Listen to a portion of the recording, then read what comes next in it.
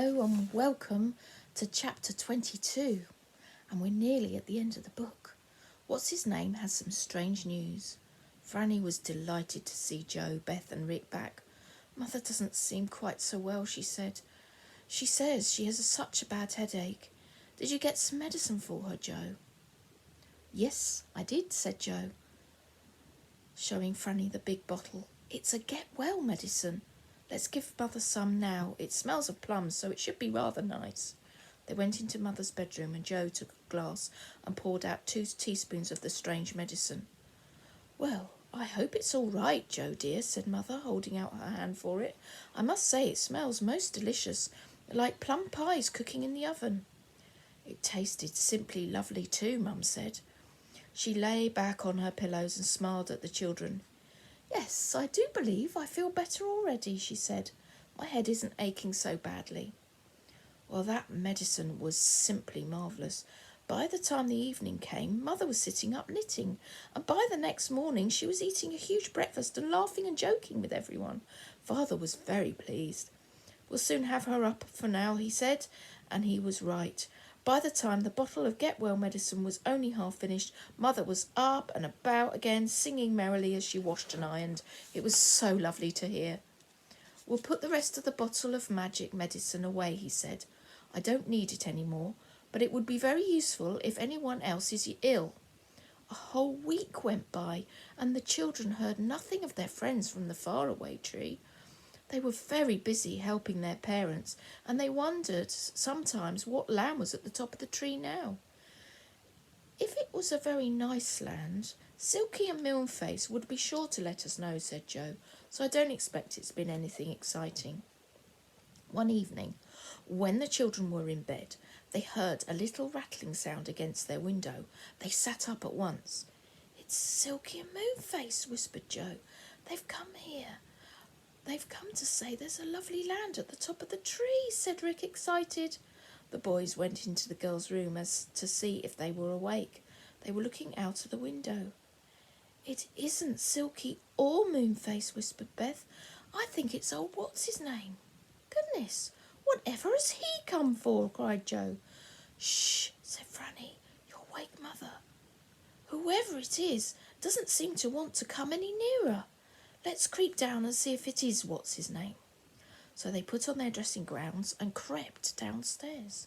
They went into the garden and whispered loudly, Who's there? Who's there? What is it? It's me, what's-his-name, said the voice of Mr. What's-his-name, and he came nearer to them. He looked terribly worried. What's the matter? asked Joe.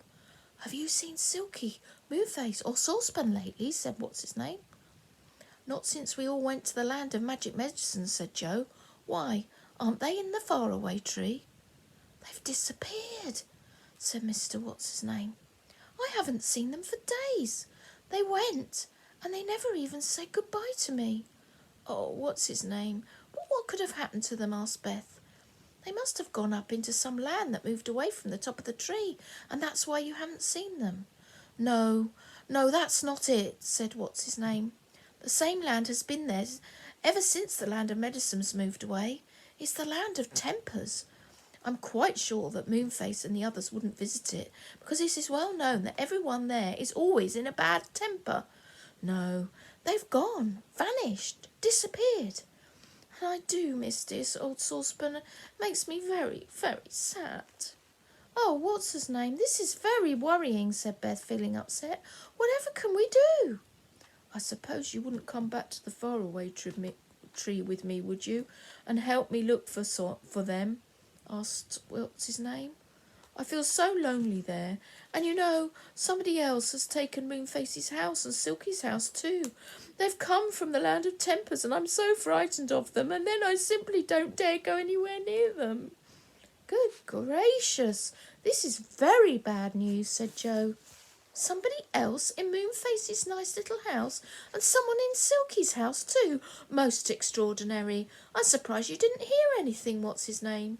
You know, I'm sure Moonface would have made a lot of fuss and bother if anyone had turned him out of his house. Are you sure you didn't hear anything? Not a thing, said what's-his-name gloomily. You know how I snore, don't you? I expect I was fast asleep as usual, and I shouldn't even have heard it, and they called me for help. Well, listen, what's his name? We can't possibly come tonight, said Joe.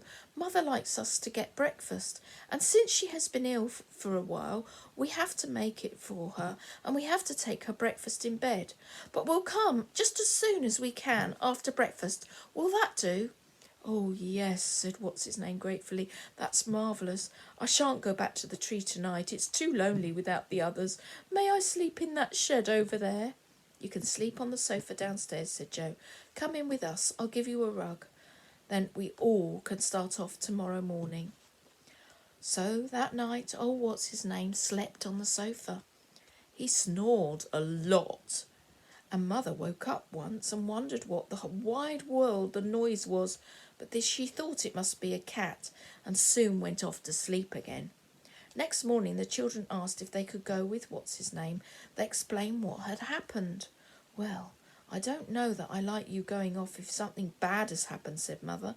I don't want anything bad to happen to you. I'll look after everyone, said Joe. You can trust me, Mother. Really you can. We'll be back soon. So Mother said they could go. They set off to the enchanted wood with what's-his-name, feeling rather excited. Whatever could have happened to Silky and the others? They climbed up the Faraway Tree. It was growing peaches that day, and they were really delicious. Rick ate far more than the others, of course, and nearly got left behind. They came to Silky's house. The door was shut. From inside came stamping and roaring. That's one of the people from the land of tempers, said what's-his-name in a whisper. They're always losing their temper, you know, whenever anything goes wrong, and I simply daren't knock on the door and ask where Silky is. Well, let's go up to Moonface's, said Joe, feeling that he didn't really want to go knocking at the door either. So up they went, and at last they came to Moonface's door, and that was shut too, and from inside came a banging and shouting. Gosh, they have got bad tempers, haven't they, said Joe. I'm quite certain I shan't go visiting the land of tempers. Let's peep in at the window and see who's there. So they peeped in and saw a round, fat little man with large ears and a mop of dark hair and fierce eyes and a very bad-tempered looking face. He was looking for something on the floor. Where's it gone? He shouted. You bad, wicked button. Where did you roll to? Don't you know I want to put you on my coat again? I'll stamp on you 100 till you're in 100 bits when I find you. Joe giggled. If he does that, he won't be much good to him trying to sew it onto his coat, he said. Just then the little man looked up and saw the 4 children peeping in at him. He got up in a rage and flew the door and flung it open. How dare you pry and peep, he yelled, stamping first one foot and then the other. How dare you look in my window? It isn't your window, said Joe. This house belongs to a friend of ours called Moonface. You better get out before he comes back or he'll be very angry. Puh! You don't know what you're talking about, cried the bad-tempered man. I'm Sir Stamp-a-Lot. And this is my house. My cousin, Lady Yellow-Round, has taken the house a bit lower down. We've come to live in this tree. But don't you belong to the land of tempers? Asked Joe. Are you allowed to leave your own land? Mind your own business, said Sir Stamp-a-Lot. Mind your own business. Well, it is my business to find out what you are doing in my friend's house, said Joe firmly. Now, you must tell me what's happened to Moonface. Yes, and Silky, and Saucepan too. Moonface said I could have his house whilst he went to live for a while in the land of tempers, said Sir Stamp-a-Lot, doing a bit more stamping. And Silky said the same, and old Saucepan went with them. Well, I don't believe you, said what's-his-name suddenly.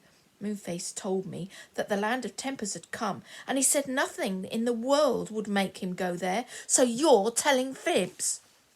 That sent Sir Stamp-a-Lot into a rage that he nearly stamped the bark off the tree branch he was stood on. How dare you talk to me like that, he cried. I'll pull your hair, I'll pinch your nose, I'll scratch your ears. What a nice, kind person you are, said Joe. What a beautiful nature you have.